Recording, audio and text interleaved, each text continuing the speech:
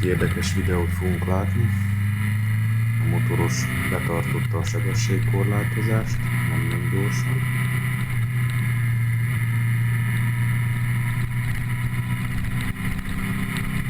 Viszonylag nyugodtan halad.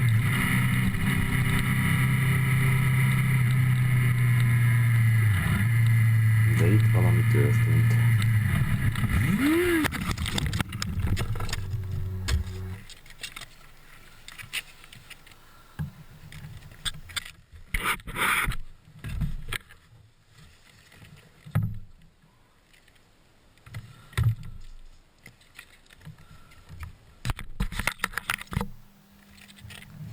Kanyarban való borulások elég gyakoriak a motorosoknál.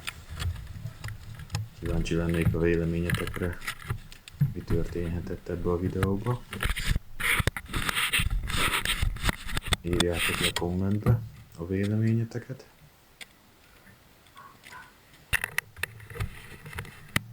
Megpróbálja felállítani a motort, na de ez nem könnyű feladat, mivel az a motor vagy 200 kg-ot nyom.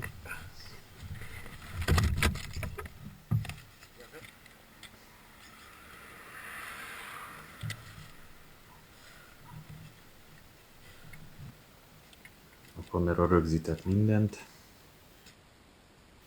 Itt megpróbál valamilyen magyarázatot adni, mi is történt. Valószínűleg az első féket húzta meg. Miért kibillenhetett a motor, és ezért gurult fel.